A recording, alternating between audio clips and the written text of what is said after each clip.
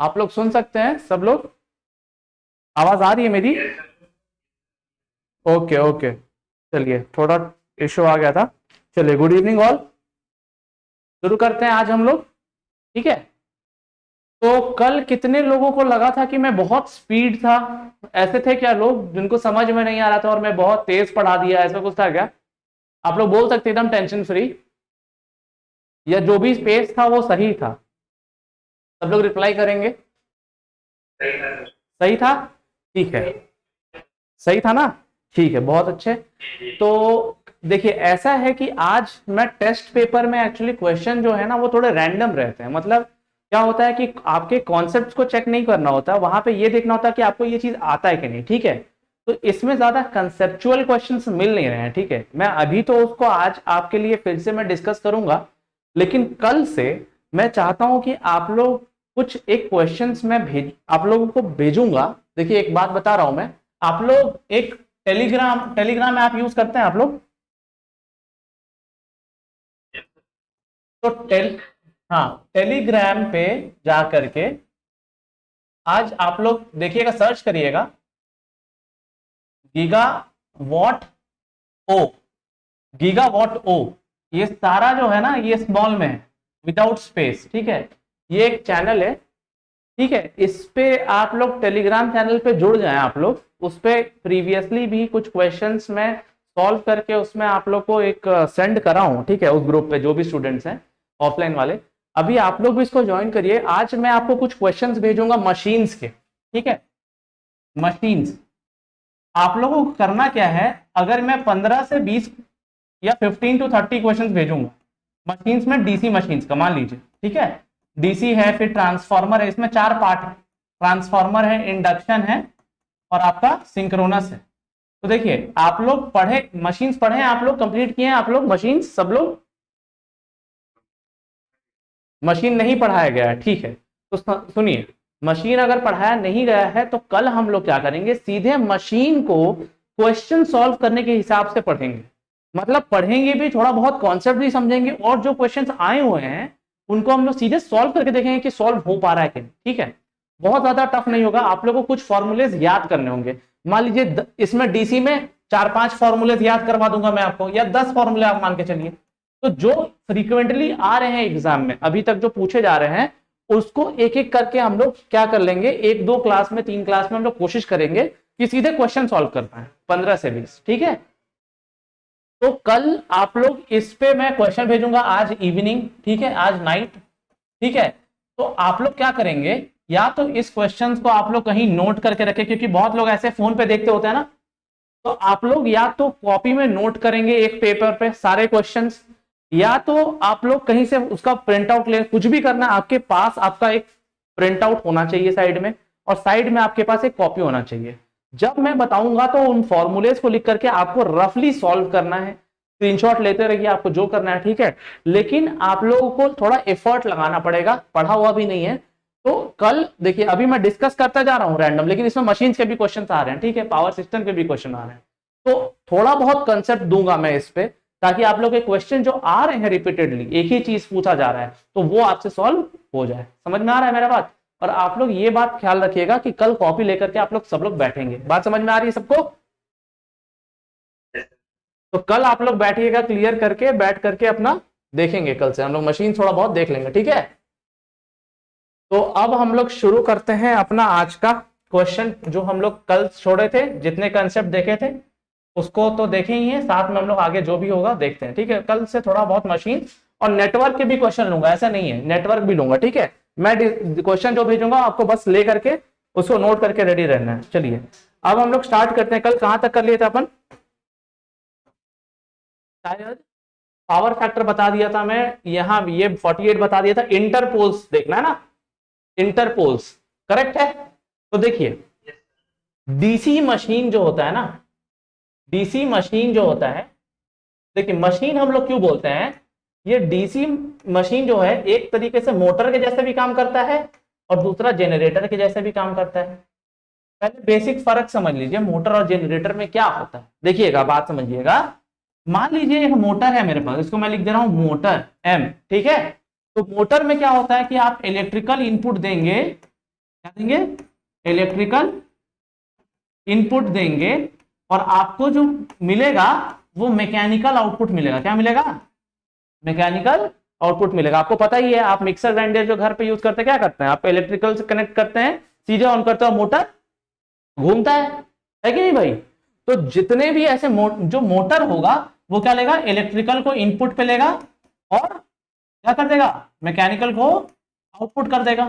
अब वही केस अगर हम लोग जनरेटर में देखें तो जनरेटर क्या काम करता है, आप लोग कभी सुने होंगे शादी वादी में लाइट चला जाता है तो डीजी सेट या डीजल जनरेटर बोलते हैं हम लोग उसको हम लोग ऑन करते हैं ना भाई। तो उसमें करते क्या है, ईंधन जो है आपका डीजल है ना, वो जलता है और शाफ्ट को घुमाता है और उससे करंट प्रोड्यूस हो जाता है। तो अब यहां पे जलने से जो आपका फ्यूल है डीजल जो है वो जल करके क्या कर रहा है, इलेक्ट्रिसिटी दे रहा है। कहीं पे आदमी अगर खुद से भी हिलाए ना तो उससे भी आप जनरेट कर सकते हैं, अगर उसको आप शाफ्ट को घुमाएंगे तो। समझ में आ रहा है। तो इसका मतलब यह है कि यहाँ पे आपको मैकेनिकल इनपुट देना है, तब जाकर के आपको यहाँ पे इलेक्ट्रिसिटी मिलेगा, इलेक्ट्रिकल आउटपुट। मेरा बात समझ में आया सबको? I hope I am clear. समझ में आया कि नहीं भाई? आप लोग ये सुनो बोला करिए भाई, है ना। ठीक है, अब देखिए ये बात तो मैं मोटा मोटी बताया कि जनरेटर क्या होता है, मोटर क्या होता है। अब डीसी मशीन जो होता है, डीसी का मतलब क्या हो गया, डायरेक्ट करंट। क्या हो गया, डायरेक्ट करंट। अच्छा यहां नहीं दिख रहा है ना, अच्छा ओके ठीक है, इसको मैं थोड़ा सा डाउन कर दे रहा हूं। डायरेक्ट करंट देखिएगा, अब दिख रहा है सबको? ठीक है, तो ये है डायरेक्ट करंट डीसी मशीन। तो इसमें क्या होता है ना, देखिएगा डीसी मशीन में जब हम लोग देते हैं, डीसी मशीन जब भी आप देंगे, डीसी मशीन देखेंगे तो उसमें हम लोग एक वर्ड यूज करते हैं, कम्यूटेटर। सॉरी कम्यूटेटर तो अभी हमको नहीं बताना है, यहाँ पे क्या बताना था मेरे को, कॉम्पनसेटिंग वाइंडिंग। कौन सा क्वेश्चन था भाई, हाँ इंटरपोल्स। चलिए मैं इंटरपोल से बात करूंगा अभी। तो देखिए दो चीज बता रहा हूं, ये इंपॉर्टेंट है। इंटरपोल्स ये आप लोग को थोड़ा थोड़ा याद करना है, या कॉम्पनसेटिंग वाइंडिंग। दो तरीके के वाइंडिंग होते हैं, इंटरपोल्स या कॉम्पनसेटिंग वाइंडिंग।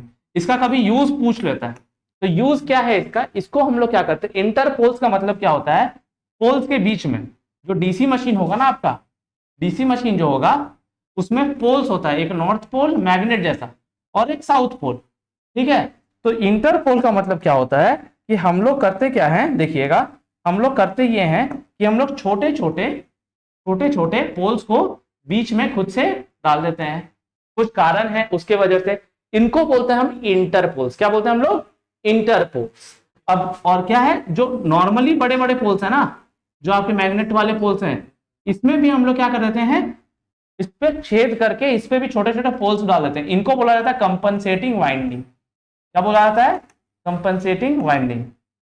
तो इनका काम क्या होता है, क्यों करते हैं ये काम, तो इसीलिए करते हैं क्योंकि बाहर ब्रश में ना, जब हम ये बता रहे हैं आपको, ये जो डीसी मशीन है इसके अंदर आप डाल दिए तो ये रोटर जो है ना, रोटर मतलब या फिर आप बोल सकते हैं मोटर जो है ये घूमेगा। समझ में आ रहा है। तो बाहर ब्रश में हम लोग को आर्मेचर रिएक्शन मिलता है। आप लोग को बस ये याद रखना है, to nullify armature reaction, nullify armature reaction, armature reaction. मैं आर्मेचर रिएक्शन अभी तो ज्यादा समझा नहीं सकता हूं, लेकिन आप लोगों को उसका यूज क्या है वो बता दे रहा हूं। इंटरपोल या कंपनसेटिंग वाइंडिंग जो होता है आर्मेचर रिएक्शन को नलीफाई करता है, या फिर हम लोग बोलते हैं ईएमएफ जो प्रोड्यूस होता है ना, LDI/dt, उसको भी कम करता है अक्रॉस ब्रशेस, अक्रॉस ब्रश। ये समझ लीजिए मोटर का एक तरीके से लाइफ बढ़ाने के लिए यूज किया जाता है। जो आपका मोटर है उसका लाइफ बढ़ाने के लिए इन दोनों को यूज किया जाता है। अगर इनको आप यूज नहीं करेंगे तो आपको बहुत स्पार्क मिलेगा बाहर में, और ब्रश जो आपका है वो घिस जाएगा जल्दी। तो घिसे ना जल्दी, ज्यादा स्पार्क ना मिले, इसीलिए ये दो चीजों को यूज करते हैं। ये आप लोग को आ सकता है, ठीक है। तो यहाँ पे लिखा हुआ है कि इंटरपोल्स को हम लोग, देखिए यहाँ पे क्या लिखा हुआ है, इंटरपोल्स आर यूज्ड इन, देखिए अब लैप वाउंड और वेव वाउंड, ये दोनों ही मशीन जो है ये डीसी मशीन ही हैं। और ये लैप वाउंड और वेव वाउंड जो है ये एक ही, मतलब डीसी मोटर में हम लोग दो तरीके से मोटर बना सकते हैं, और डीसी जनरेटर में भी दो तरीके से जनरेटर बना सकते हैं, लैप या फिर वेव। और दोनों ही में हमको देखिए लाइफ अगर बढ़ाना है तो ऐसा तो नहीं है कि लैप वाउंड का ही बढ़ाना है, मतलब ऐसा है कि आप मोटर बनाए किसी भी तरीके से, लेकिन उसका लाइफ बढ़ाने के लिए आपको ये यूज करना ही है। तो यहाँ पे क्या हो जाएगा, बोथ सब में, बोथ में हम लोग उसको बेहतर करेंगे। ठीक है, बात समझ में आ गया सबको? ये ब्रीफ इंट्रोडक्शन था। ठीक है, अब देखिए नेक्स्ट क्वेश्चन देखिएगा सब लोग। नेक्स्ट क्वेश्चन दिख रहा है सबको? देखिए मैं जूम आउट कर दे रहा हूं थोड़ा सा। एक मिनट, देखिए जूम जूम कर दे रहा हूं थोड़ा सा। नेक्स्ट क्वेश्चन देखिएगा। ठीक है,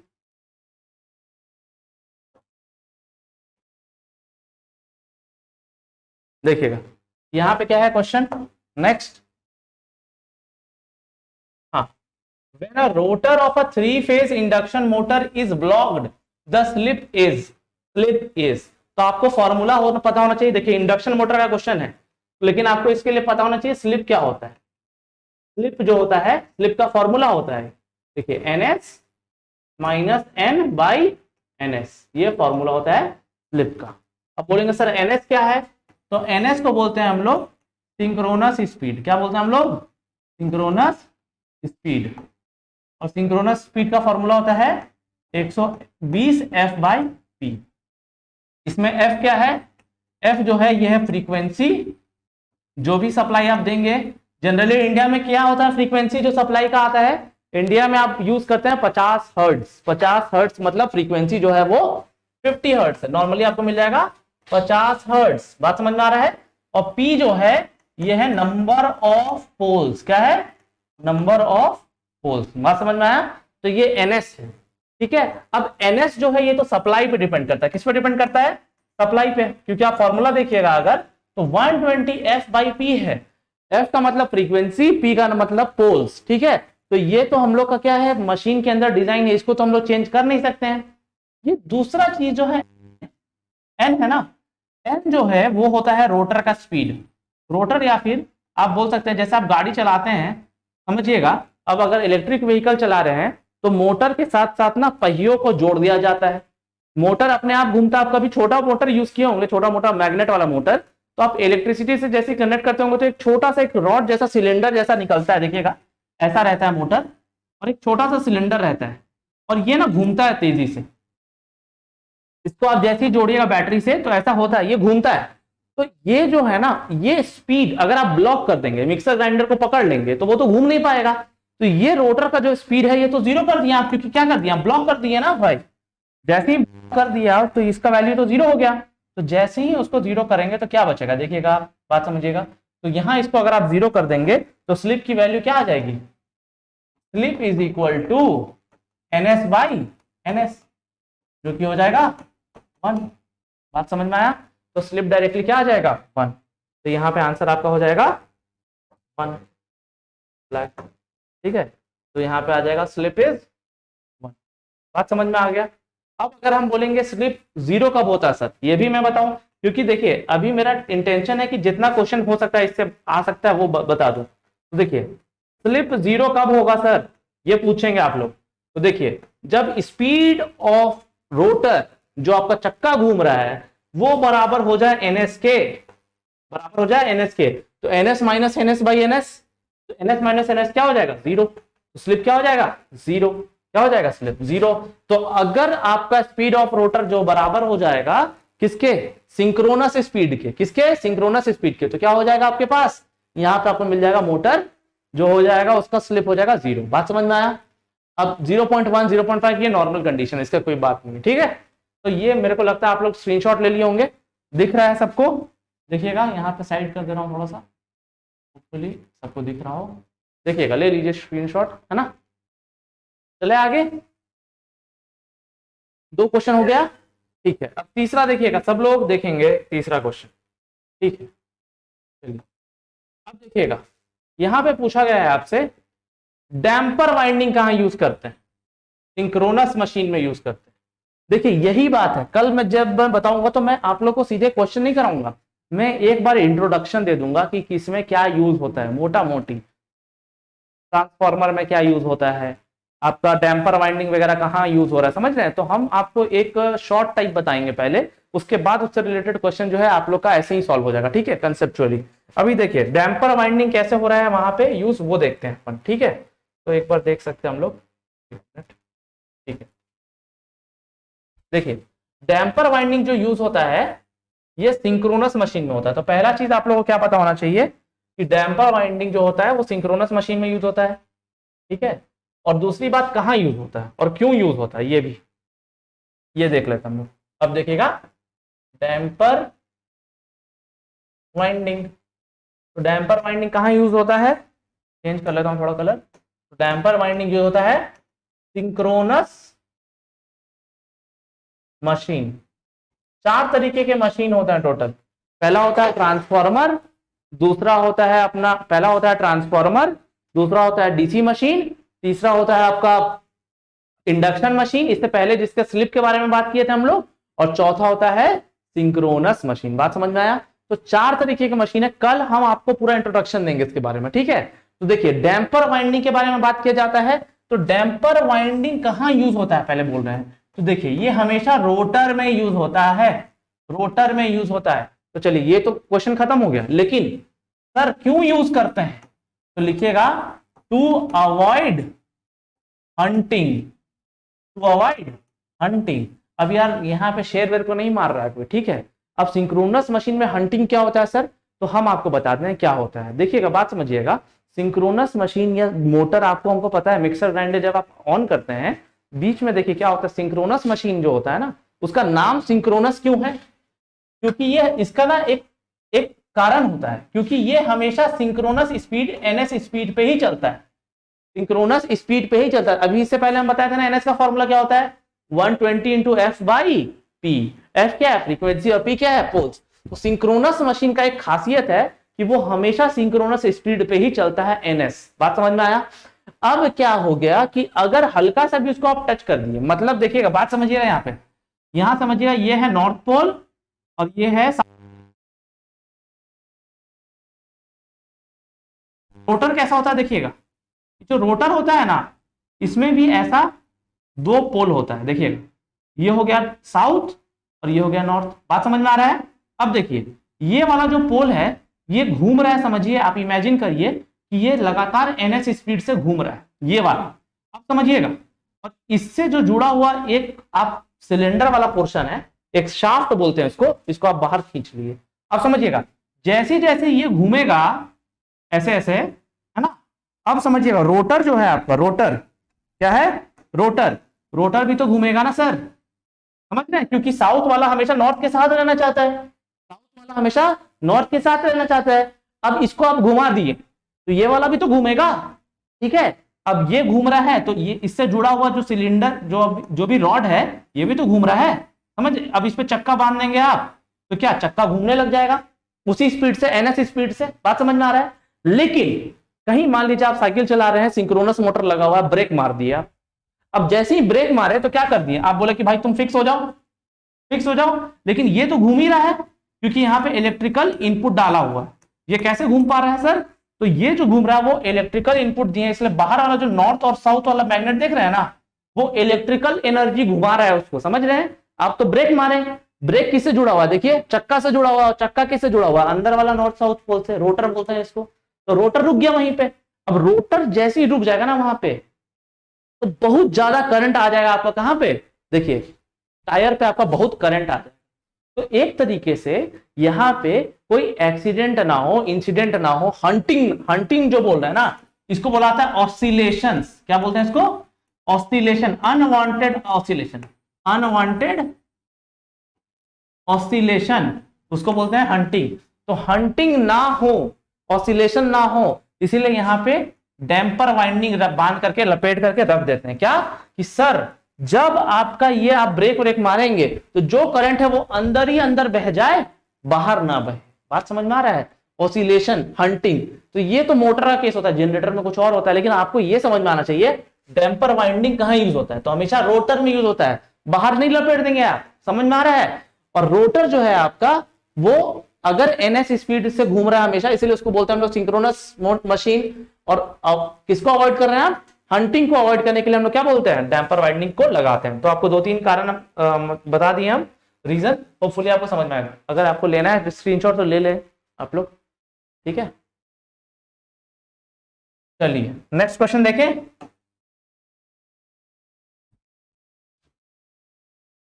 आ रहा है समझ में सब लोगों को। थोड़ा बहुत मशीन नहीं पढ़ने के बाद भी हम बहुत इजीली आप लोगों को थोड़ा सा कन्विंस करना चाह रहे हैं कि क्यों क्या यूज करते हैं। आप लोगों को थोड़ा सा रिटेन करना है भाई, समझ में आ रहा है? आप लोगों को थोड़ा सा हौसला रख करके रिटेन करते जाना है। ये नहीं सोचिए कि नहीं पढ़े हैं। देखिए क्वेश्चन तो ऐसे ही आ सकता है, नहीं पढ़े हुए क्वेश्चन जाकर के आप सही करके आ गए तो क्या सही होगा ना भाई। इसीलिए अभी आप लोग को प्रैक्टिस ये करना है कि क्वेश्चन से समझ में जितना आ सकता है उतना को पढ़े। अभी फोकस करिए, समझे? चलिए आगे देखते हैं हम लोग। अब देखिए नेक्स्ट क्वेश्चन क्या पूछ रहा है, जरा सोचा जाए। नेक्स्ट क्वेश्चन क्या है देखिए सब लोग। इन अ ट्रांसमिशन लाइन जनरली, देखिए इसका तो ऑप्शन पता चल गया ना इससे पहले वाले का। इसको सिर्फ रोटर पे यूज करते हैं, स्टेटर पे नहीं, स्टेटर रोटर पे नहीं, और योक पे भी नहीं। कल क्या होता है ये सब ये बता दूंगा मैं, ठीक है? अब देखिएगा नेक्स्ट क्वेश्चन है, यहां पे देखेंगे in a transmission line generally the wires used are. ठीक है, तो ट्रांसमिशन लाइन में कैसे वायर्स यूज करते हैं, तो ये हम देखिए बता देता हूं। ACSR इसको बोला जाता है एल्यूमिनियम कास्ट स्टील रीइंफोर्स्ड। देखिए क्या होता है, कैसे कंडक्टर होता है, तो बात समझिएगा। ये बड़ा सा कंडक्टर एक तरीके से हम बना लिए हैं, बाहर बाहर ना इसमें एल्यूमिनियम रहता है। बाहर बाहर क्या रहता है, आप कभी देखे होंगे, मेरा बात समझिएगा। कभी आप लोग जाते होंगे रोड वोड पे, तो ऊपर पे पोल पे आप देखते हैं ना कि बहुत सारा वायर, तीन तीन तरीके का वायर जाता रहता है, और आप देखते होंगे वो सिल्वर कलर का होता है, सिल्वर कलर। तो एल्यूमिनियम जो होता है वो थोड़ा सिल्वरिश कलर होता है, कॉपर जो होता है थोड़ा येलोइश गोल्ड के जैसा होता है, समझ में आ रहा है? तो ये सिल्वरिश जो मेटल होता है ना वो एल्यूमिनियम, जितना वायर आप देखते हैं ना उसको रैबिट कंडक्टर या ACSR कंडक्टर बोलते हैं। ACSR क्यों? क्योंकि एल्यूमिनियम कास्ट, बाहर बाहर से एल्यूमिनियम डाला हुआ है। अच्छा, अंदर क्या डालते हैं सर, तो अंदर हम लोग डालते हैं स्टील। इसमें क्या रहता है, अंदर रहता है स्टील। क्या रहता है सारे में, अंदर में स्टील। क्यों डालते हैं सर, इसका क्या फायदा है? तो फायदा क्या है, देखिए दो तीन फायदा है, इसीलिए इसको करते हैं। स्टील पहला सस्ता होता है एल्यूमिनियम से, एल्यूमिनियम थोड़ा महंगा होता है। दूसरी बात आप लोग को पता होना चाहिए, स्किन इफेक्ट के बारे में पता है कितने लोगों को पता है? देखिए एसी में, देखिए बोलिए आप लोग, यार बोलने में देखिए नहीं पता है तो आप लोग ईमानदारी से बोलिए नहीं पता है, बस खत्म। हम बता रहे हैं ना क्या होता है, देखिएगा एसी में, जब एसी का मतलब क्या होता है, ऑल्टरनेटिंग करंट। ऑल्टरनेटिंग करंट में करंट जो होता है एक बार अप एक बार डाउन, एक बार अप एक बार डाउन। क्या होता है एसी में, क्या होता है, एक बार अप एक बार डाउन, एक बार अप एक बार डाउन। और डीसी जो होता है वो एक बार सेम डायरेक्शन में बहता है। डीसी जो है या तो पॉजिटिव या तो नेगेटिव, ठीक है? अब एसी में क्या होता है ना, एक इफेक्ट बोलते हैं हम लोग स्किन इफेक्ट। स्किन इफेक्ट इसमें होता क्या है कि करंट जो है ना वो अंदर से पास ही नहीं होता है। अगर आप लोग कभी भी वायर, ये जो ACSR वायर होता है ना, करंट जो है सिर्फ बाहर ही से पास होता है, करंट अंदर से पास ही नहीं होता है। इसको कौन सा इफेक्ट बोलते हैं, स्किन इफेक्ट। स्किन मतलब क्या होता है, ऊपरी सतह। तो ऊपरी सतह में जो है आपको करंट मिल रहा है, अंदर में करंट फ्लो ही नहीं होता। ये एसी में होता है। क्यों होता है, क्या होता है, छोड़ दीजिए। स्किन इफेक्ट होता है एसी में, और उस इफेक्ट के कारण करंट जो आपको मिलेगा सिर्फ क्या मिलेगा, बाहर मिलेगा। बात समझ में आ रहा है? तो बाहर करंट मिलने के कारण अंदर तो कोई करंट फ्लो हो नहीं रहा है, तो डाल दीजिए स्टील। कुछ भी डाल सकते थे यहाँ पे, है ना? अब आप बोलेंगे सर स्टील ही क्यों डालें, कुछ भी डाल सकते थे ना यहाँ पे, लकड़ी वकड़ी डाल दीजिए सर, लकड़ी वगैरह डाल दीजिए आप। देखिए बात ऐसा है कि कुछ भी नहीं डाल सकते। देखिए स्टील जो है ये ज्यादा मैकेनिकल स्ट्रेंथ भी प्रोवाइड करेगा। आपका तार जो है वो झूलता रहता है ना, दो पोल के बीच में अगर तार झूल रहा है आपका, तो आप नहीं चाहेंगे ना कि वो टूट जाए समय रहते ही। समझ रहे हैं मेरा बात? तो स्टील जो है वो काम क्या करता है, मैकेनिकल स्ट्रेंथ प्रोवाइड करता है। क्या करता है, मैकेनिकल स्ट्रेंथ प्रोवाइड करता है। और दूसरी बात, इसको कंडक्ट तो करना नहीं होता है। क्यों? क्योंकि स्किन इफेक्ट है। तो करंट जो है, करंट को आई से डिनोट कर देता हूं मैं, I flows on skin of conductor. क्या बोलेंगे, स्किन ऑफ कंडक्टर। तो एल्यूमिनियम जो है वो अच्छा कंडक्ट कर देता है, और स्टील जो है बीच में मैकेनिकल स्ट्रेंथ प्रोवाइड कर देता है। तो इसी कंडक्टर को हम लोग कहां यूज करते हैं, ACSR को ट्रांसमिशन में। किस में यूज करते हैं हम लोग, ट्रांसमिशन में। बात समझ में आ गया सबको? किसी को कोई डाउट है भाई? नहीं है ना? तो इसका स्क्रीनशॉट ले सकते हैं आप लोग, तो इसका आंसर हो जाएगा ACSR। अब देखिए कॉपर, एल्यूमिनियम और आयरन भी रखा हुआ है, तो बात समझिएगा, यहाँ पे हम कुछ आपको एडिशनल लिखा दे रहे हैं। सब लोग कर लिए होंगे, स्क्रीनशॉट ले लिए होंगे होपफुली। तो मिटा दिया भाई, क्या कर सकता हूँ। चलिएगा देखिएगा, अगर हम एक बात करें ये सारे एलिमेंट का, तो देखिए सबसे अच्छा कंडक्टर क्या होता है। कंडक्टर का मतलब पता है ना सबको, जो कंडक्ट कर सकता है, करंट को एक अपने थ्रू पास कर सकता है। तो सबसे अच्छा कंडक्टर कौन सा होता है, देखिए गोल्ड, समझे। दूसरा सिल्वर, सिल्वर। अब देखेंगे फिर आता है कॉपर और फिर आता है एल्यूमिनियम, एल्यूमिनियम। एल्यूमिनियम क्यों यूज करते हैं, देखिए कॉस्ट बढ़ता जाता है, कॉस्ट इंक्रीजेस। बात समझ में आ रहा है। तो कॉपर को और अच्छे जगह पे, अगर कहीं पे आप लैपटॉप वगैरह के पीछे देखेंगे ना, तो वहां सिंक के जैसा यूज करते हैं। आप लोग बहुत सारे मैकेनिकल वाले होंगे तो आप लोगों को पता होगा सिंक क्या होता है, जहां पे हीट क्या होता है, चला जाता है, वहां पे अब्सॉर्ब करता है सिंक, है ना। तो ये जो है कॉपर बहुत अच्छा कंडक्टर होता है, ठीक है। तो उसको जो हाई एंड लैपटॉप्स वगैरह हैं उसमें सिल्वर और गोल्ड भी यूज कर लेते हैं हम लोग, ठीक है। लेकिन नॉर्मली अगर आपको तार वगैरह बिछाना है तो सोना का बिछा देंगे, तो पता ही है लाइट कटने के बाद कितना सारा तार बचेगा आपका, पता है ना। तो वहां पे हम लोग एल्यूमिनियम ही यूज करते हैं, जो कि थोड़ा चीप है और साथ ही साथ हम लोग का कंडक्ट भी बढ़िया कर देता है, ठीक है। अब देखिएगा आयरन का बात करते हैं ना हम लोग। आयरन, आयरन को हम लोग मोस्टली यूज करते हैं कहां, देखिएगा आयरन को हम लोग यूज करते हैं ट्रांसफॉर्मर, ट्रांसफॉर्मर का कोर में, कि कहां पे, कोर। हम कल बताएंगे कोर क्या होता है। ट्रांसफॉर्मर को मैग्नेटिक फील्ड अपने से पास कराना होता है, समझे। तो मैग्नेटिक फील्ड को अगर पास कराना है तो उसमें आयरन जो है बहुत अच्छा फेरोमैग्नेटिक मटेरियल है। क्या है, पता होगा आप लोगों को थोड़ा बहुत, फेरोमैग्नेटिक मटेरियल। क्या है ये, फेरोमैग्नेटिक मटेरियल है। फेरोमैग्नेटिक मटेरियल क्या करता है सर, तो फेरोमैग्नेटिक मटेरियल क्या करता है कि अपने थ्रू जितना मैग्नेटिक फील्ड है ना, जैसे नॉर्थ पोल, साउथ पोल, चुंबक वगैरह आप लोग यूज करते हैं ना, तो आयरन जो है ऐसा पूरा जो मैग्नेटिक फील्ड है उसको अपने से आराम से पास करा सकता है। तो इसको बोलते हैं फेरोमैग्नेटिक मटेरियल। और कौन कौन से फेरोमैग्नेटिक मटेरियल है सर, तो आयरन हुआ, इसको बोलते हैं Fe, ठीक है। निकल और कोबाल्ट, क्या हो गया, ये है निकल, क्या है, NiCl। तो आयरन, निकल, कोबाल्ट जो है वो फेरोमैग्नेटिक मटेरियल है। इसको हम लोग ट्रांसफार्मर के बाउंड्री में, कोर में यूज करते हैं मैग्नेटिक फील्ड को अच्छे से फ्लो करने के लिए। और ये जो हम बताएं ये कंडक्टर है। तो आप लोगों को, हमको लगता है कि ये समझ में आ गया होगा, इंपॉर्टेंट थोड़ा मेटल्स के बारे में, है ना। हो गया क्लियर, स्क्रीनशॉट ले लिया सब, चलिए चलिए। अब हम लोग नेक्स्ट क्वेश्चन देखेंगे, देखिएगा नेक्स्ट क्वेश्चन है आपका कि हम लोग हाईएस्ट ट्रांसमिशन वोल्टेज क्या है इंडिया में, यही है ना, हाईएस्ट ट्रांसमिशन वोल्टेज जो इंडिया में यूज हो रहा है। देखिए आंसर है 765।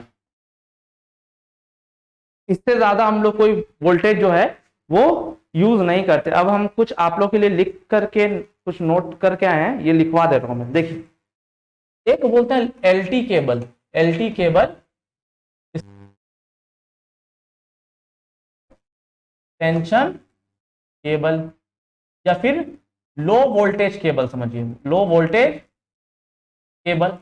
ये कहां तक यूज करते हैं सर, तो जो 1 kV, 1 kV का मतलब क्या हो गया, 1000 वोल्ट, 1000 वोल्ट।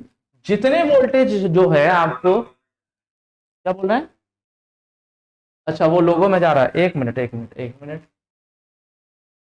अब ठीक है, ठीक है, ठीक। देखिएगा जो भी 1000 वोल्ट से नीचे तक होता है ना उसको हम लोग बोलते हैं, वो सारे केबल को हम लोग क्या बोलते हैं, LT केबल या LV केबल। समझ में आ रहा है, लो टेंशन या लो वोल्टेज केबल। अब बात है 1000 वोल्टेज, तो ठीक है।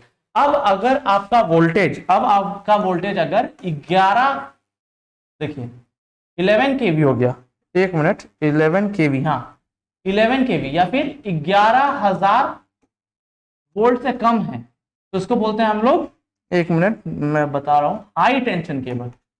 High tension cable. बात समझ में आ रहा है?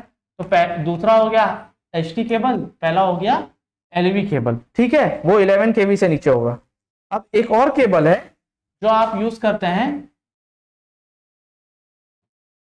एक मिनट,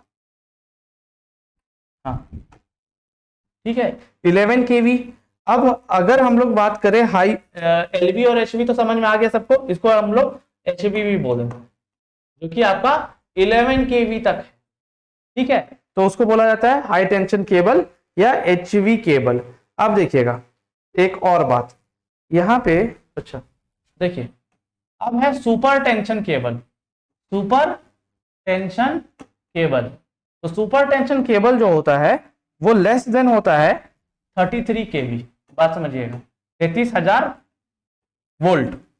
उसके बाद है सुपर टेंशन केबल के बाद है एक्स्ट्रा हाई, देखिए इसको क्या बोलते हैं, extra high tension cable, extra high tension cable.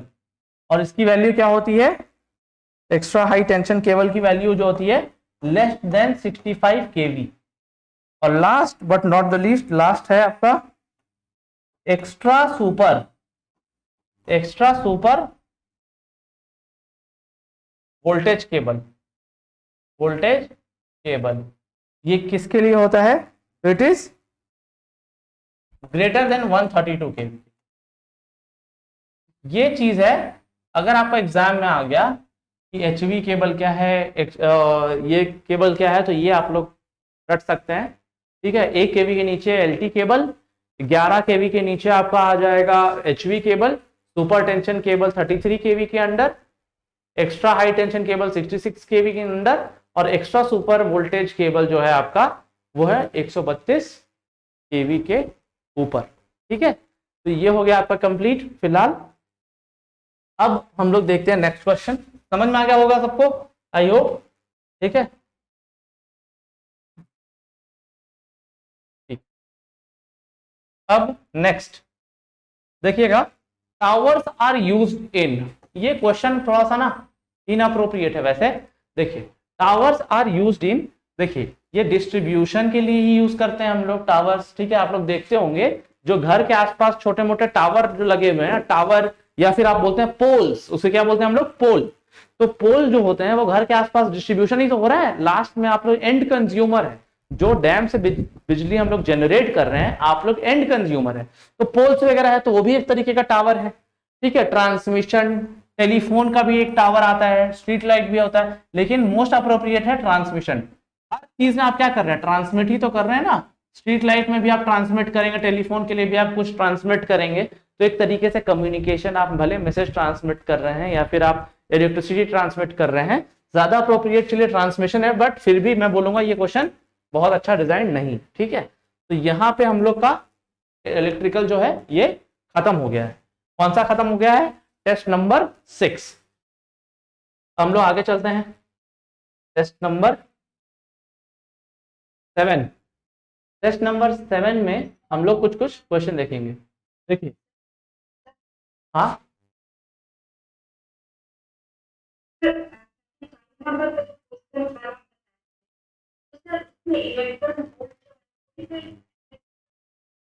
हाँ हाँ, very good very good.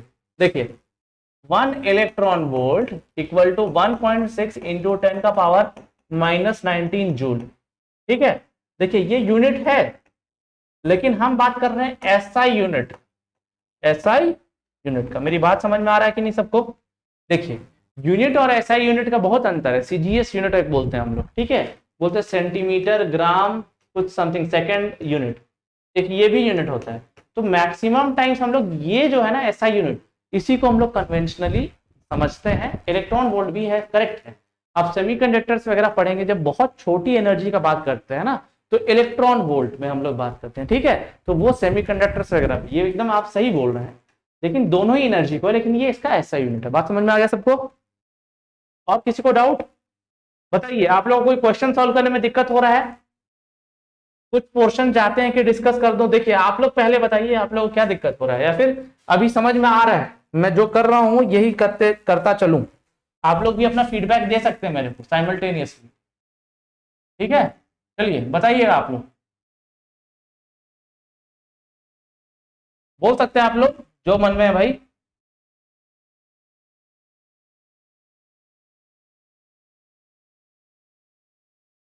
Visible है क्वेश्चन नंबर 5, ये इलेक्ट्रिकल का है, ठीक है। देखिएगा सबको समझ में आ रहा है, मैं जो पढ़ा रहा हूं सबको जितना रिटेन करना है रिटेन करना है, ठीक है।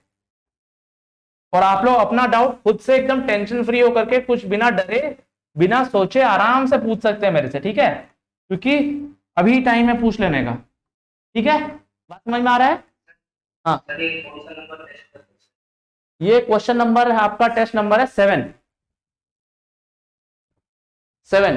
आप लोग क्वेश्चन नंबर खोल रहे हैं क्या? देखिए क्वेश्चन यहीं पे आ रहा है, तो आप लोग को इसीलिए कोई खोलने की जरूरत नहीं है, लेकिन कल से जब मैं भेजूंगा जब आपको क्वेश्चन, तो उसको आप लोग को कॉपी में नोट करके रेडी रखना है सब।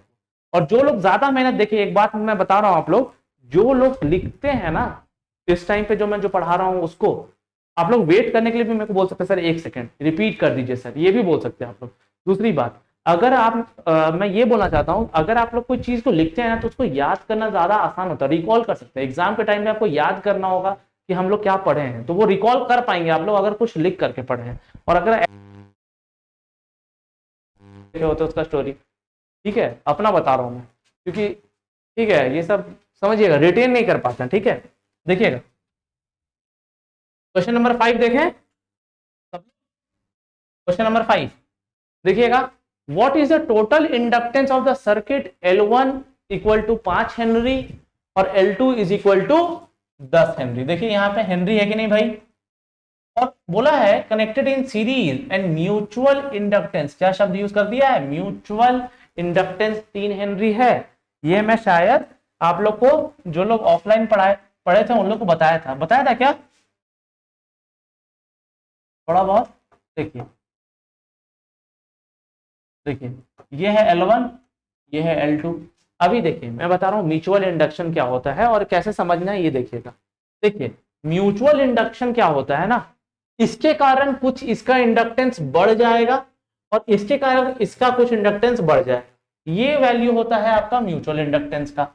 ये भी हो सकता है कि वैल्यू जो हो पहले वाले के कारण दूसरे का इंडक्टेंस कम हो जाए और दूसरे वाले के कारण पहले वाले का भी कम हो जाए। मतलब म्यूचुअल इंडक्टेंस क्या होता है ना, आपस में आपका इंडक्टर अगर मान लीजिए 5 हेनरी का है दूसरा 2 हेनरी का है, तो क्या होता है कि ये म्यूचुअली इसका बढ़ा सकता है और ये भी इसका म्यूचुअली बढ़ा सकता है। अगर चाहे दोनों अगर एंटी हो गए तो दोनों एक दूसरे का वैल्यू कम भी कर सकते हैं। बात समझ में आ रहा है? तो ये होता है म्यूचुअल इंडक्टेंस। अब आपका बोला है L इक्विवेलेंट फाइंड करने का, तो आप लोग को, मेरे को लगता है कि आप लोग को तो सीरीज कनेक्शन पता होगा, थोड़ा बहुत कल बताया था सीरीज क्या होता है, जिसमें सेम करंट फ्लो होगा वो क्या हो जाएगा, सीरीज। बताया था ना कल, करंट जिसमें सेम फ्लो होता है वो होता है सीरीज। अब देखिए पहला है 5 हेनरी दूसरा है 10 हेनरी, तो मान लीजिए पहला है 5 हेनरी और दूसरा है 10 हेनरी। बात समझ में आ रहा है? अब देखिएगा अगर 5 हेनरी और 10 हेनरी तो आपका इंडक्टर है। अब बोला म्यूचुअल इंडक्टेंस दोनों के बीच में कितना है, कितना है म्यूचुअल इंडक्टेंस, 3 हेनरी है कि नहीं, दिख रहा है कि नहीं, यहाँ पे 3 हेनरी वहां पे दिया हुआ है। तो अब देखिए यहाँ पे देखिए L इक्विवेलेंट, देखिएगा मेरा बात समझिएगा, 5 हेनरी को 5 लिखिए। अब ये इसका बढ़ा सकता है कि नहीं कुछ म्यूचुअल इंडक्टेंस, इसको मैं M बोल देता हूँ, M, N प्लस M। अब नॉर्मली अगर बिना म्यूचुअल इंडक्टेंस का क्वेश्चन रहता तो क्या लिखते हैं आप बताइए तो पहले। अगर हम बोलते हैं कि M 0 है, म्यूचुअल इंडक्टेंस 0 है, तो L इक्विवेलेंट जो हो जाता है, सीरीज में रजिस्टर्स ऐड होते हैं इंडक्टर भी ऐड हो जाता है, तो यहां हो जाता 5 + 10 15। ये कब होता, विदाउट म्यूचुअल इंडक्शन। होता कि नहीं होता भाई, होता ना भाई। अब हम बात कर रहे हैं जब, क्या चीज आपको रिपीट करें बताएं, क्या रिपीट कर दूं बताइए। ये रिकॉर्डेड फॉर्म में आप लोग को मिलेगा कि नहीं मिलेगा, मिलेगा ना रिकॉर्डेड फॉर्म में। देखिए अगर कोई चीज समझ में नहीं आए तब आप बोलेंगे, अगर आपको बीच में मैं आपका आवाज कट गया तो 20 लोग और भी तो हैं। बात समझिएगा। देखिए अभी के लिए मैं कर रहा हूं, लेकिन रिकॉर्डेड फॉर्म में अगर आपको मिल रहा है तो आप फिर से देख सकते हैं अगर चीजों को नहीं समझ में आते। ठीक, ठीक है। अगला अभी समझिएगा, पहले फिर से बता रहा हूं मैं। देखिए म्यूचुअल इंडक्टेंस का मतलब ये है कि जो भी इंडक्टेंस आपका है ना 5 हेनरी या 10 हेनरी, तो ये हो सकता है कि पहला वाला अगर दोनों चाहे तो देखिए क्या है, म्यूचुअल इंडक्टेंस क्या है, दो इंडक्टर है आपके पास या तीन इंडक्टर है, तो म्यूचुअल इंडक्टेंस क्या करता है ना, पहला वाला दूसरे वाले को बढ़ा भी सकता है और दूसरा वाला पहले वाले को भी बढ़ा देगा, मतलब दोनों हाथ पकड़ करके ऊपर चले गए, ऐसा भी हो सकता है। दूसरा केस क्या हो सकता है, पहला वाला इंडक्टर जो है दूसरे वाले को डाउन कर दिया और दूसरा वाला भी पहले वाले को डाउन कर दिया, ये भी केस होता है। म्यूचुअल इंडक्टेंस में क्या होता है, या तो दोनों का इंडक्टेंस बढ़ेगा या तो दोनों का इंडक्टेंस घटेगा। किस वैल्यू से, तो सेम आपको जो वैल्यू दिया हुआ ना म्यूचुअल इंडक्टेंस का, उसी वैल्यू से या तो दोनों का बढ़ जाएगा या तो दोनों का घट जाएगा। बात समझ में आया? देखिए अब यहां पे देखेंगे एल इक्विवेलेंट जो बात कर रहा हूं विदाउट म्यूचुअल इंडक्टेंस के, तो किसी का वैल्यू बढ़ घट नहीं रहा था, तो यहां पे सिर्फ 5 + 10 15 हो जाता आंसर। लेकिन क्वेश्चन में क्या बोल दिया है, म्यूचुअल इंडक्टेंस भी है। म्यूचुअल इंडक्टेंस है तो अब क्या हो सकता है, देखिए दो केस बनेगा। एक बनेगा, देखिए दोनों एक दूसरे को सपोर्ट करेंगे और दोनों एक दूसरे को क्या करेंगे बताइए, सपोर्ट का उल्टा क्या होता है भाई, मेरे दिमाग से कुछ चला गया, निकल गया, विरोध आ रहा है, पता नहीं क्यों आज हिंदी का वर्ड बहुत ज्यादा आ रहा है। दोनों एक दूसरे का विरोध करेंगे, होपफुली आंसर स्पेलिंग सही हो, ठीक है, सपोर्ट कर सकता है और नहीं तो विरोध कर सकता है, ठीक है। तो देखिएगा यहाँ पे 5 को ऐड करेंगे तो 5 + m हो जाएगा, दोनों को ऐड, और यहाँ पे 10 भी m के साथ जुड़ जाएगा। बात समझे? तो टोटल जो हो जाएगा यहाँ पे m की वैल्यू क्या है, यहाँ पे 3 है, यहाँ पे भी 3 है, तो कितना हो जाएगा 15 + 6 21 हेनरी। ये भी आंसर हो सकता है। अब दोनों एक दूसरे को कैंसिल कर दे अगर, ठीक है, तो क्या हो जाएगा, देखिए 5 वाला कुछ कम हो जाएगा 3 से और 10 वाला भी किससे कम हो जाएगा 3 से, तो कितना आंसर हो जाएगा देखिएगा, ये हो जाएगा 2 + 7, ये हो जाएगा 9। अब देखिए आपका आंसर 21 भी सही था और 9 भी सही था, लेकिन यहाँ पे सिर्फ एक ही ऑप्शन है 21, 9 है ही नहीं, तो आपका आंसर हो जाएगा 21। समझ में आया? सबको समझ में आ गया? जब दोनों रहेगा ऑप्शन में तो देखिए दोनों ऑप्शन में अगर रह जाएगा ना तो वहां पे ये बोल देगा कि आप बताइए सपोर्टिंग फील्ड का, या बोल देगा कैंसिलिंग फील्ड का। बात समझ में आ रहा है?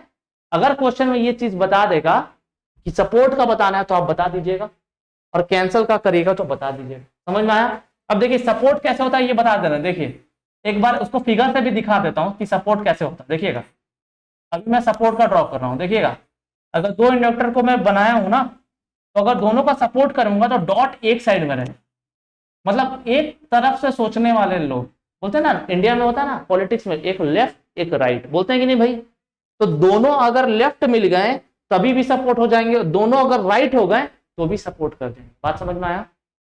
अब अगर मैं दूसरा बना दूं कैंसल वाला फिगर से, ठीक है, बात समझ में आ रहा है सबको?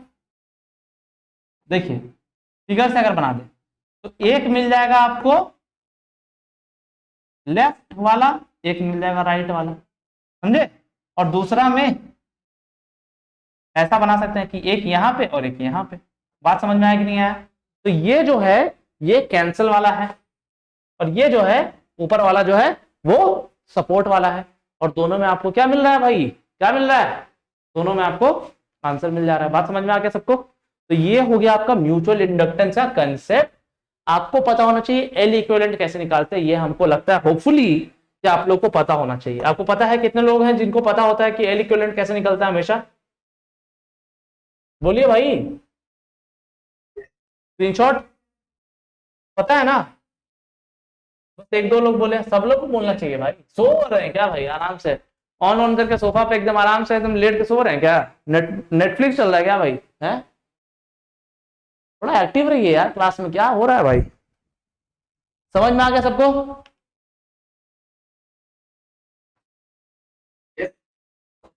चलिए चलिए, उठ गए लोग, उठ गए दिल पे ले लिए बात है चलिए very good very good, keep it up.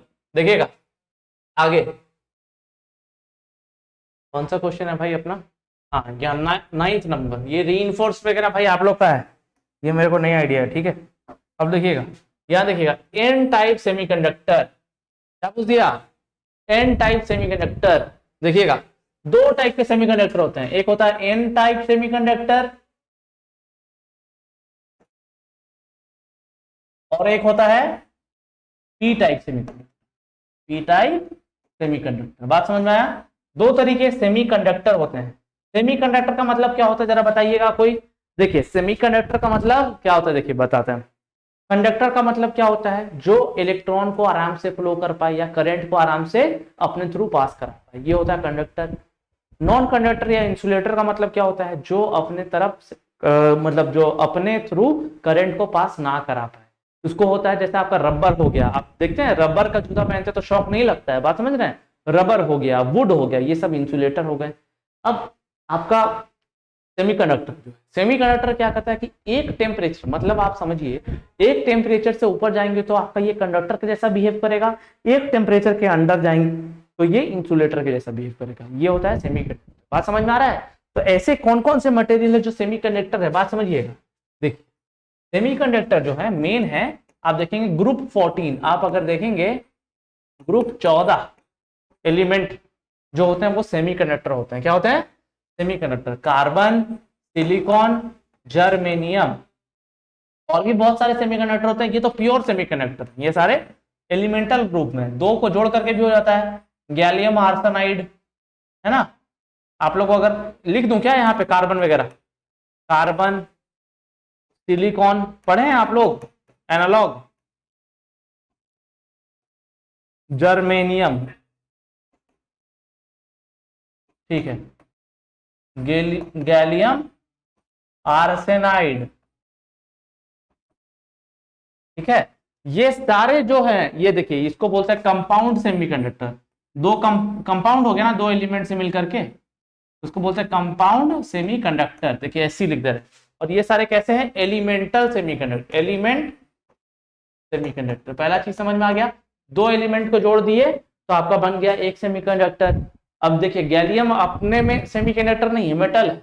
Arsenide भी अलग नॉन मेटल है, दोनों को जोड़ दिए तो सेमीकंडक्टर बन गया, ठीक है। वैसे यहाँ पे जो देख रहे हैं ना आप, कार्बन, सिलिकॉन, जर्मेनियम, ये सब भी क्या है भाई? सेमीकंडक्टर है। आप बात समझिएगा। एन टाइप और पी टाइप क्या होता है सर, समझे? एन टाइप और पी टाइप क्या होता है? देखिए एन का मतलब थोड़ा नेगेटिव नहीं लग रहा है भाई, एन का मतलब लग रहा है नेगेटिव, और पी का मतलब क्या लग रहा है? पॉजिटिव। बात समझ में आ रहा है? दो तरीके के चार्जेस होते हैं सेमीकंडक्टर में, दो चार्जेस होते हैं। देखिए टू चार्जेस, देखिए यहां पे दिख रहा होगा, होपफुली दिख रहा है सबको। टू चार्जेस, दो चार्जेस होते हैं, एक होता है होल्स और दूसरा होता है इलेक्ट्रॉन्स। इलेक्ट्रॉन्स और होल्स, एक होता है इलेक्ट्रॉन, एक होता है होल्स। इलेक्ट्रॉन हमेशा नेगेटिव चार्ज होता है, पता होगा आप लोग को। अब होल्स क्या होता है? पॉजिटिव चार्ज होता है। बात समझ में आया? अब देखिए एन टाइप सेमीकंडक्टर जो होगा, एन टाइप, ठीक है, एक मिनट, एन टाइप सेमीकंडक्टर होगा, उसमें नंबर ऑफ इलेक्ट्रॉन जो होगा वो ज्यादा होगा। नंबर ऑफ इलेक्ट्रॉन्स क्यों बोल रहा हूं मैं? नेगेटिव टाइप लग रहा है ना, तो इसको बोलिए इलेक्ट्रॉन्स जो है इसके, ये होल से ज्यादा है। कभी कभी इलेक्ट्रॉन को मेजॉरिटी भी बोल देते हैं, मेजॉरिटी चार्ज कैरियर्स, इसको बोला जाता है माइनॉरिटी, ठीक है। तो ये तो मेजॉरिटी माइनॉरिटी बहुत अच्छे से समझ में आ गया होगा आप लोग को, कोई दिक्कत नहीं होगा मेरे हिसाब से, आई डोंट थिंक सो। समझ में आ रहा है? इंडिया में आप देखिएगा यहाँ पे, समझ रहे हैं सब लोग। और यहाँ पे देखिएगा नंबर ऑफ होल्स जो है ना, पी है पॉजिटिव, तो यहाँ पे आप होल्स जो होगा वो ज्यादा होगा इलेक्ट्रॉन से। समझ में आया? समझ में आया? तो यहाँ पे आ गया आपका इलेक्ट्रॉन ज्यादा है होल से, यहाँ पे होल ज्यादा है इलेक्ट्रॉन से। पहला डिफरेंस एन टाइप और पी टाइप सेमीकंडक्टर में, ठीक है। अब देखिएगा यहाँ पे एक्चुअली हम लोग बोल सकते हैं, आगे मैं बताऊं कि नहीं, देखिए यहाँ पे हम लोग इंप्योरिटी ऐड करते हैं, इंप्योरिटी, जिसको बोलते हैं हम लोग pentavalent impurity, pentavalent impurity. Normal silicon है ना, नॉर्मल सिलिकॉन है ना, प्योर सेमीकंडक्टर या एलिमेंट सेमीकंडक्टर, इसमें अगर आप पेंटावेलेंट, मतलब देखिए ग्रुप 14 क्या है? ग्रुप 14 एक एलिमेंट है, एक ग्रुप 15 भी तो होता है ना। अगर ग्रुप 15 वाले को आप डाल देंगे तो पेंटावेलेंट बोलते हैं इसको। क्यों बोलते हैं पेंटावेलेंट? क्योंकि इसका वैलेंसी कितना होगा? 2 8 5, 5 वाला वैलेंसी बोलते हैं ना, बाहर आउटर मोस्ट इलेक्ट्रॉन जितना होता है उतना ही तो बोलते हैं हम लोग कि वो है पेंटावेलेंट, समझे? तो इसमें हम लोग पेंटावेलेंट इंप्योरिटी डालते हैं, इसमें हम लोग ट्राईवेलेंट इंप्योरिटी डालते हैं। क्या डालते हैं? ट्राईवेलेंट इंप्योरिटी, समझे? तो ये है एन टाइप सेमीकंडक्टर और ये है पी टाइप सेमीकंडक्टर। कैसे बनता है? तो जब नॉर्मल एलिमेंट से या प्योर सेमीकंडक्टर में अगर आप पेंटावेलेंट डाल देंगे तो एन टाइप बन जाएगा, वहां इलेक्ट्रॉन्स की मेजॉरिटी हो जाएगी। और यहाँ ट्राईवेलेंट पे अगर आप देखेंगे तो वहां पे हम ट्राईवेलेंट डालेंगे तो वहां पे होल्स ज्यादा हो जाएगा और इलेक्ट्रॉन की संख्या जो हो जाएगी वो कम हो जाएगी। बात समझ में आ रहा होगा मेरे हिसाब से। तो यहाँ पे आंसर क्या हो जाएगा, कहाँ गया भाई, हाँ देखिए n type semiconductor number of holes पूछा है ना, तो number of holes are less than number of electrons. ठीक है, बात समझ में आ गया सबको। चलिए अब हम लोग देखते हैं आगे। स्क्रीनशॉट ले लिए सब लोग।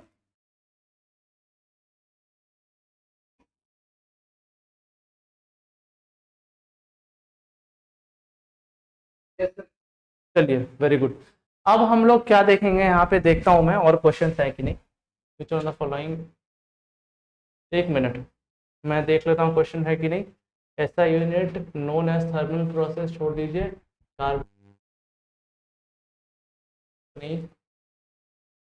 Steel arc welding ship building ये सब मेरा नहीं है, छोड़िए सब। BCl2 छोड़ दीजिए, जनरेशन छोड़ दीजिए, लोड छोड़ दीजिए, द टारगेट ऑफ सेकंड 20 छोड़ दीजिए। तो यहाँ पे हम लोग का ये खत्म हो गया। अगला देख रहा हूं मैं, इसमें क्वेश्चन है क्या, डीजल,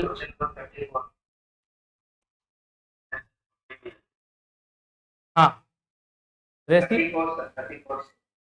हाँ है, और 40, हाँ देखिएगा एनर्जी 34 37 40 और 42 43, ठीक है, अज्यूम्ड इवापोरेशन, ठीक है ठीक है ठीक है ठीक है ठीक है ठीक है, हाँ कौन सा है, हाँ EHV यहाँ पे आ गया ना, एक्स्ट्रा हाई वोल्टेज। कौन सा आ जाएगा यार इसमें, देखिएगा 51 भी है, resistance mercury silica Portland order, ठीक है, एंड ओवरहेड लाइन, ठीक है, फुल कॉलम्स एंड छोड़ दीजिए, बस सबको लगता है इतना ही है ना, काफी है, ठीक है। चलिए ठीक है, अभी देखिए पहली बात यहाँ पे अगर हम लोग देखें, ठीक है, एक मिनट, यहाँ पे सेंसिटिविटी का रेसिप्रोकल बोल रहे हैं, 1/सेंसिटिविटी ना, एक मिनट, सेंसिटिविटी इसमें यार मैं थोड़ा श्योर, क्वालिटी फैक्टर तो नहीं होता है, ये क्रॉस है, रिजोल्व डिफ्लेक्शन होता है ना। देखिए ये थोड़ा सा ना याद करने वाला चीज है, क्या बोल रहे हैं, जूम कर, सॉरी सॉरी सॉरी,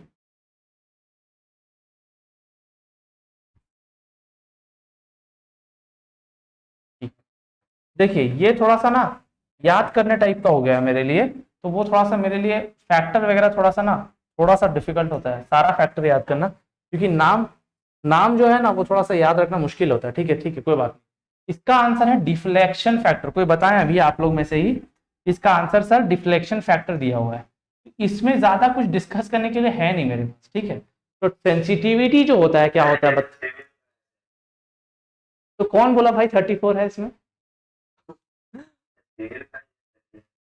अच्छा सिविल का है, तो आप लोग हमसे बताइए सिविल, हाँ चलिए ठीक है वो समझ में आ रहा है मेरे को, लेकिन आप लोग सिविल का क्वेश्चन हमसे सॉल्व करवा देंगे तो बहुत दिक्कत हो जाएगा भाई, हाँ थोड़ा क्वेश्चन तो बोलिए आप, हम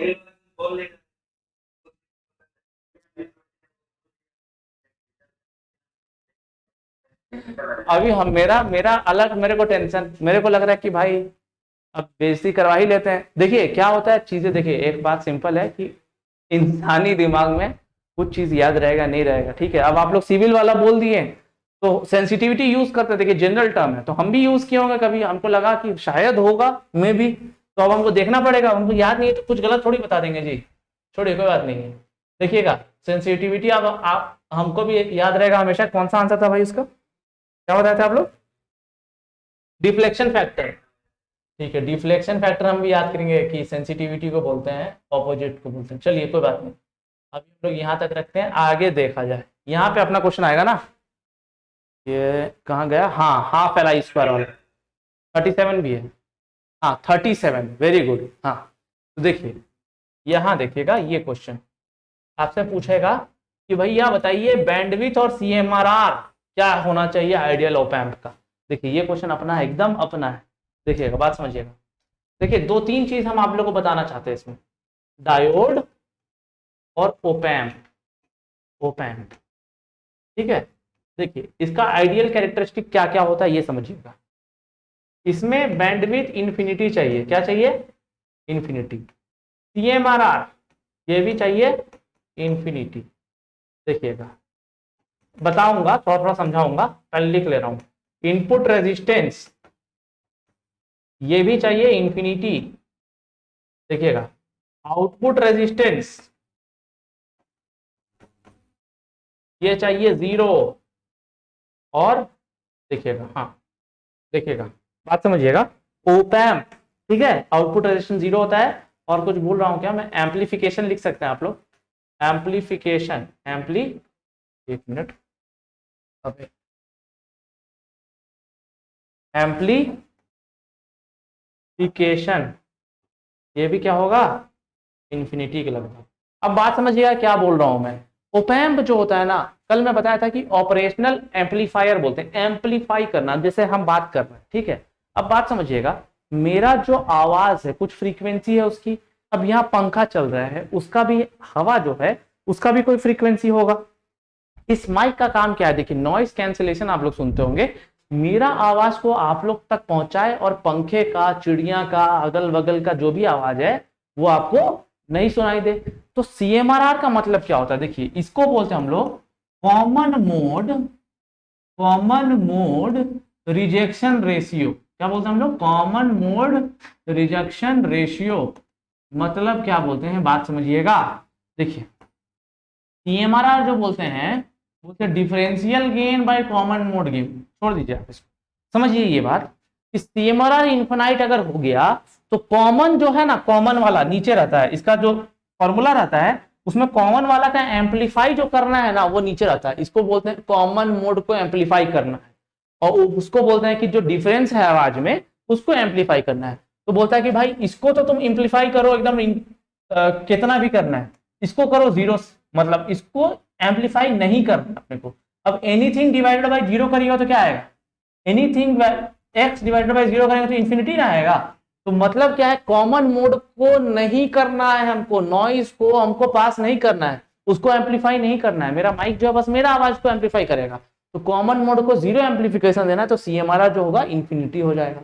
अब बैंडविड्थ, अब सिंपल समझिएगा, आप लोग बहुत सुनते होंगे कि यार जियो को इतना बैंडविड्थ मिल गया है, बैंडविड्थ समझते हैं ना, जियो यार बिड किया, आप लोग सुनते होंगे कि बहुत भारती एयरटेल जियो ये लोग बिड करता है कि हम लोगों को कौन सा बैंडविड्थ। आप सुनते होंगे 99.9 एफएम में ही रेडियो में आवाज सुनाता होगा, आपको 100 एफएम में तो नहीं सुनाता होगा वही और आवाज।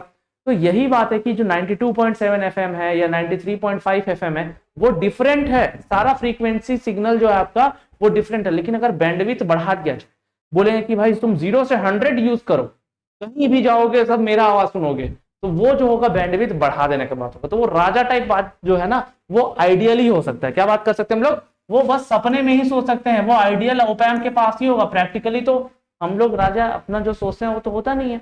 तो आइडियल और प्रैक्टिकल में वही अंतर है कि यहाँ पे सीएमआरआर इनफिनाइट होगा, बैंडविड्थ ज्यादा से ज्यादा बैंडविड्थ चाहिए भाई, इनपुट रेजिस्टेंस बहुत ज्यादा रहेगा कि भाई अंदर कोई ना उसे, लेकिन आउटपुट रेजिस्टेंस बहुत ही कम।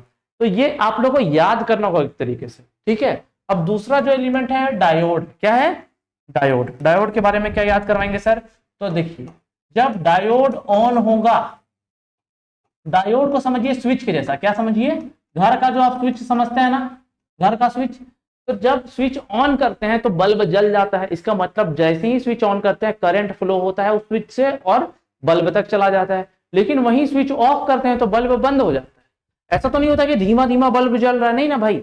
तो स्विच ऑन का मतलब तुरंत ऑन और स्विच ऑफ का मतलब तुरंत ऑफ, पहला बात। तो आइडियल डायोड भी स्विच के जैसा होता है। कैसे, अगर डायोड को आप ऑन कर दिए तो देखिए इससे मैक्सिमम करंट फ्लो होगा, मैक्सिमम करंट फ्लो, समझे। और डायोड अगर ऑफ हो गया, क्या हो गया, डायोड ऑफ, तो zero current flow, zero current flow. मेरा बात समझ में आया सबको। तो ये है आइडियल डायोड, जीरो करंट। तो ये है आइडियल डायोड, और उसको नीचे कर दे रहा हूं मैं थोड़ा सा, आप लोग बोले नहीं अभी तक, देखिए भाई, ये है आइडियल डायोड, मैम भी आ जाए एक साथ।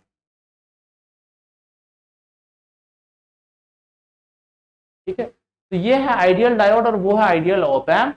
वहां पे मोर करंट फ्लो और वोल्टेज यहाँ पे जीरो रहेगा, क्या रहेगा, एक मिनट एक minute, voltage equal to zero, और यहाँ पे वोल्टेज जो होगा ये मैक्स हो जाएगा। आपको रट्टा मारना है तो मारिए। तो यहाँ पे आपको ये समझ में आ जाएगा, ये है आपका,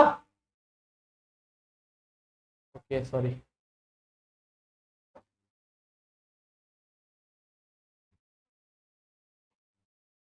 स्क्रीनशॉट ले लिया आप लोग। अब यहाँ लाते हैं पेपर को, देखिएगा। तो ये है आपका बैंडविड्थ ऑफ CMRR, ये होना चाहिए इन्फिनिटी भी, दोनों ही इन्फिनिटी होना चाहिए, मतलब बैंडविड्थ भी इन्फिनिटी होना चाहिए और CMRR भी इन्फिनिटी होना चाहिए, तो आपका ऑप्शन डी हो जाएगा सही। ठीक है, बात समझ में आया कि नहीं आया भाई सबको, आ गया होपफुली। अब देखते हैं आगे क्या बोल रहे हैं, बोल रहे हैं, आ गया आ गया, वेरी गुड वेरी गुड। देखिएगा next question, which one of the following beam, नहीं छोड़ दीजिए, रेल, हाँ एनर्जी आ गया अपना, ओह चलिए चलिए। नेक्स्ट क्वेश्चन है energy 40 number, 40, energy stored bye a capacitor is given by, तो यहां फॉर्मूला लिख दे रहे हैं हम। देखिए एनर्जी स्टोर करता है दो एलिमेंट, कौन कौन स्टोर करता है, पहला है इंडक्टर और दूसरा है कैपेसिटर, कैपेसिटर, ठीक है। अब देखिए होता है हाफ एल आई, ओह यार एक मिनट रुकिएगा, हाफ एल आई स्क्वायर, और कैपेसिटर जो एनर्जी स्टोर करता है तो उसको बोलते हैं हम लोग हाफ सी वी स्क्वायर। लेकिन दूसरा फॉर्मूला भी होता है, इसको हम लोग बोलते हैं इंडक्टर का दूसरा एनर्जी करने का formula in terms of flux. Flux मतलब समझते हैं, जो नॉर्थ और साउथ पोल से जो मैग्नेटिक फील्ड लाइन निकलता है ना, उसको फ्लक्स बोलते हैं। तो इसको हम लोग बोलते हैं phi square by 2L। Phi क्या है, फ्लक्स। और यहां भी एक फॉर्मूला होता है क्यू स्क्वायर बाई 2, क्यू क्या होता है, चार्ज। बात समझ में आ गया सबको। तो ये दो फॉर्मूला आपको इंडक्टर और कैपेसिटर का एनर्जी स्टोर करने का आपको पता होना चाहिए, ठीक है। अब बोले सर आप एल आर का तो बात कर दिए, आर का भी बात कर दीजिए, सॉरी एल सी का बात कर दीजिए, ये एल है ये सी है, तो आप बात कर लीजिए किसका, रुकिए रुकिए रुकिए रुकिए, उसको थोड़ा सा नीचे लाते हैं हम, आपको दिख नहीं रहा होगा, सॉरी, हाँ एल और सी का बात कर लिए हम लोग। अब हम लोग बात करेंगे आर का। तो एनर्जी जो है ना, सॉरी सॉरी, एनर्जी जो है ना, ये रजिस्टर क्या करता है, देखिएगा रजिस्टर जो है, आप बल्ब यूज करते हैं घर में, येलो वाला बल्ब पहले आता था ना, इनकैंडेसेंट लैंप बोलते थे उसको हम लोग, वो बल्ब जो होता था येलो येलो दिखता था, उसमें जो वायर यूज होता था उसको बोलते थे टंगस्टन, क्या बोलते थे, टंगस्टन। और याद रखिएगा टंगस्टन से भी क्वेश्चन आ गया था, तो टंगस्टन जो है वो प्योरली रेजिस्टिव है, क्या करता था, इलेक्ट्रॉन को लेता था और लाइट या हीट फॉर्म पे आउटपुट एनर्जी का देता था, समझ में आ रहा है। तो यहाँ पे एनर्जी जो है ना रजिस्टर के केस में, वो क्या होती है, डेसिपेट। डेसिपेट करने का मतलब क्या होता है, खर्च करना। एनर्जी जो है ये लोग स्टोर करता है, ये डेसिपेट करता है, बाहर फैला देता है, ठीक है। अब देखिएगा फॉर्मूला क्या होता है एनर्जी का रेजिस्टर के फॉर्म, ये में देखिए अगर सीरीज है तो यूज करेगा i square into r into t, ठीक है। अगर आपका सिंपल है पैरेलल कनेक्शन है, तो V square by R into T. T क्या है? टाइम, जितना टाइम चला रहे हो उतना एनर्जी कंज्यूम करेगा। तो ये एनर्जी का सारा फॉर्मूला है, आप लोग स्क्रीनशॉट ले सकते हैं। समझ में आ गया? अब देखिए, एनर्जी स्टोर्ड बाय कैपेसिटर, बात सी का कर रहा है ना, तो एल तो हो ही नहीं सकता, पहला हम क्वेश्चन गलत कर दिए। देखिए आप लोग हमेशा समझिएगा, क्वेश्चन का आंसर चारों आपके सामने ही है, बस आपको दिमाग लगा के करना है, ठीक है? कभी कभी दिमाग भी लगाना जरूरी है। मान लीजिए एल हम पहले ही हटा दिए, तो अब तो 3 ही ऑप्शन बचा ना भाई, तो 3 बचा, तो हम थोड़ा रिस्क ले सकते हैं। अगर आप लोग एग्जाम में जाइए, थोड़ा सा चांस ले लीजिएगा, इसमें 33% प्रोबेबिलिटी है आपका आंसर सही होने का, ठीक है?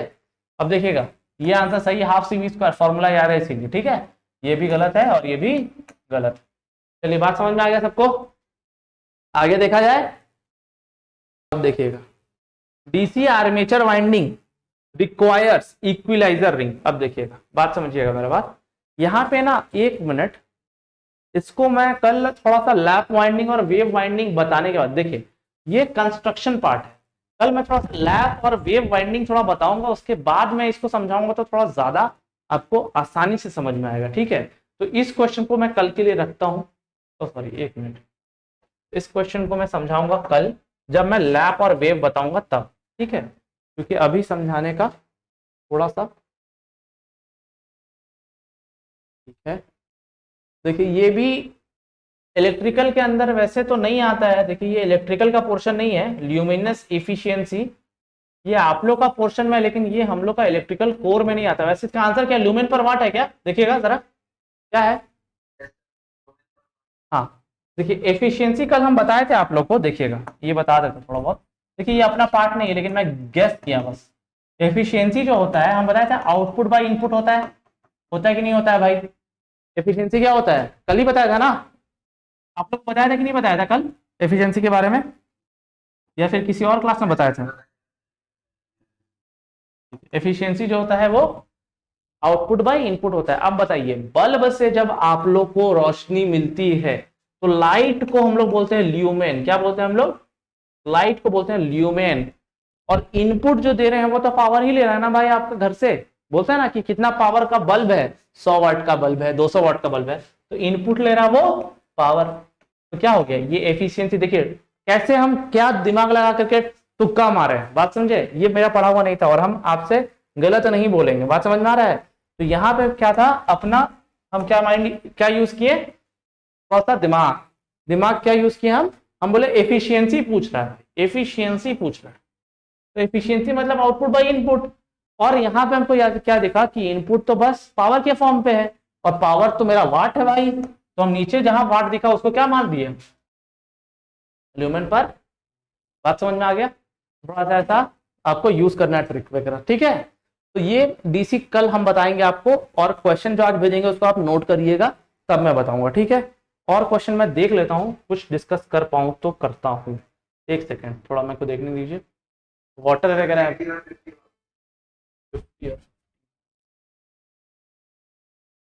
ठीक। देखिए ये EHV extra high voltage lines अभी आपको निकलवाए थे क्या हम? देखिए तो क्या था उसमें आंसर, ये मेरे को याद नहीं रहता भाई, जेन्युइन बता रहा हूँ। 33 से 66 केवी के बीच में होना चाहिए ना? हाँ तो 30 वही लिखवाया था ना, 33 to 66 केवी के बीच में आंसर होना चाहिए। अब आंसर क्या दिया हुआ है?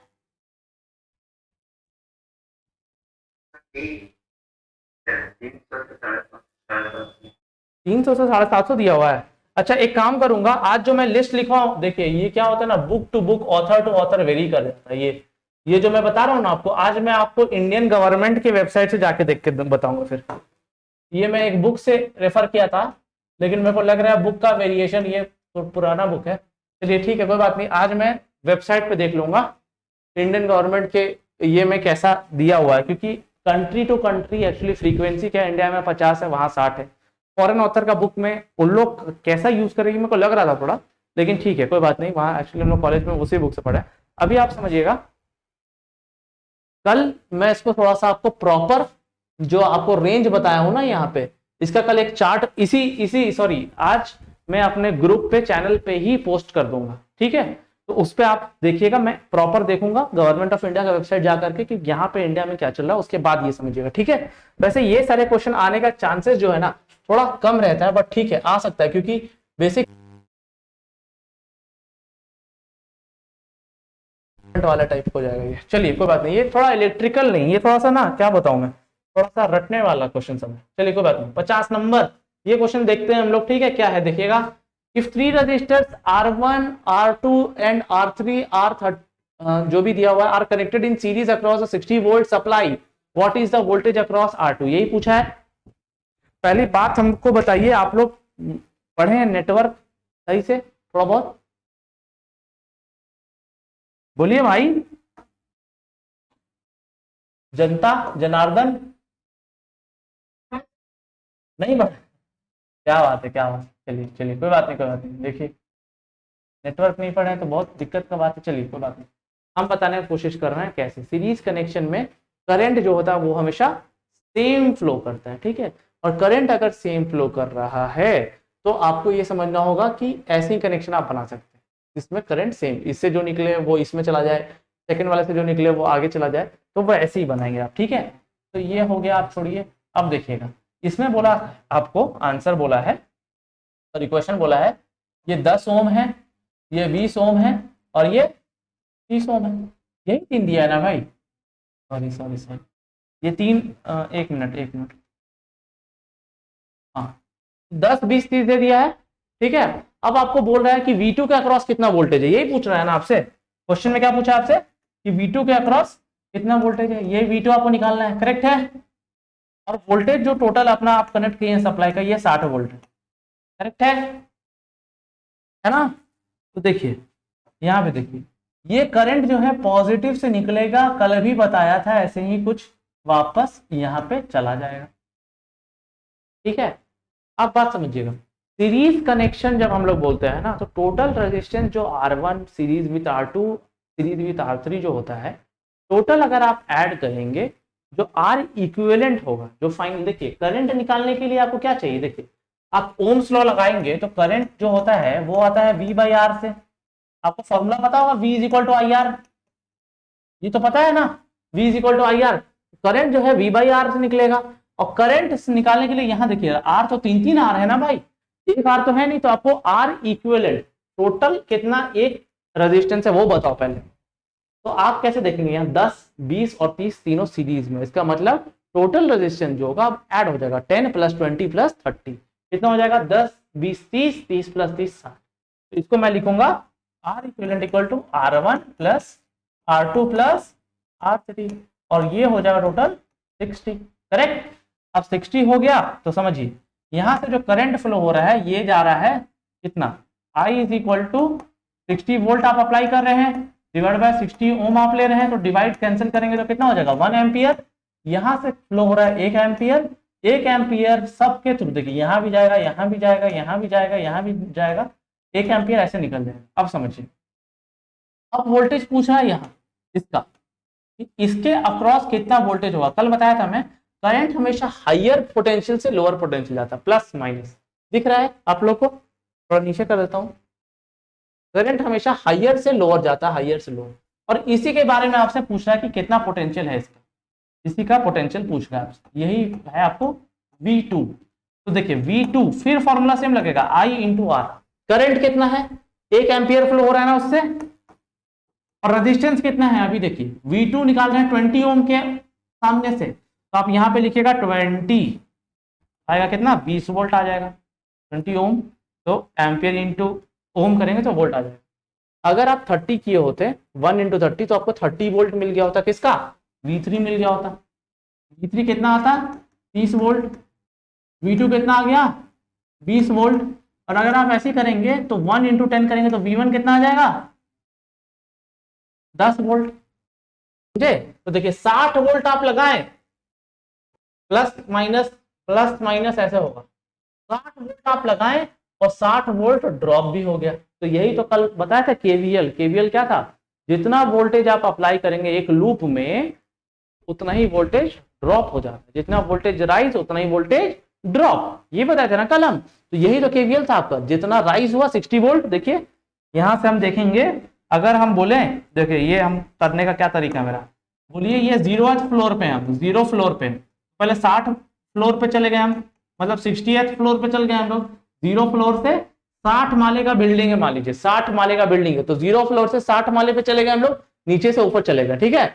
अब देखिए प्लस माइनस हुआ, तो मतलब आप क्या किए, उतर गए, समझ गए। यहाँ पे देखिए, यहाँ पे प्लस है, यहाँ पे माइनस है, मतलब अब आप उतर गए 10 फ्लोर, यहाँ भी प्लस है, यहाँ भी माइनस है, यहाँ भी उतर गए 20 फ्लोर, और यहाँ भी प्लस है, यहाँ भी माइनस है, तो यहाँ भी उतर गए आप 30 फ्लोर, तो टोटल फिर आप 0th फ्लोर पे ही आ गए हैं, समझे। तो जितना वोल्टेज से ऊपर जाएंगे उतना ही वोल्टेज से फिर धीरे धीरे करके डाउन आ जाए। और V2 कितना आ गया, 20 वोल्ट, तो इसका आंसर कितना हो जाएगा, कितना हो जाएगा आंसर, 20 इज द आंसर। समझ में आ गया सबको, समझ में आ गया, होपफुली सबको समझ में आ गया होगा। ठीक है, तो आज के लिए अपन यहीं तक रखते हैं। कल आप लोग, मैं बता दिया हूँ, फिर से बता देता हूँ, जो लोग लेट से ज्वाइन किए होंगे, थोड़ा सा लिख देता हूँ यहाँ पे अलग कलर से, GIGAWATTO, ये एक ग्रुप है, एक चैनल है जो कि टेलीग्राम पे बना करके रखा हूं मैं, आप लोग ज्वाइन करें। आज मैं कुछ क्वेश्चंस भेज दूंगा और साथ में आपको केबल्स कितना वोल्टेज का होता है, किसमें EHV HV, ये भी भेज दूंगा, ठीक है। ये दोनों चीज भेजूंगा और उसके बाद फिर क्वेश्चंस भेजूंगा कल डीसी के लिए। उसके बाद हम लोग कल से डीसी मशीन का थोड़ा बहुत स्टार्टिंग और क्वेश्चंस कैसे बनेगा वो देखेंगे, ठीक है। तो आज के लिए ऑफ करता हूँ क्लास, ओके, चलिए, गुड इवनिंग।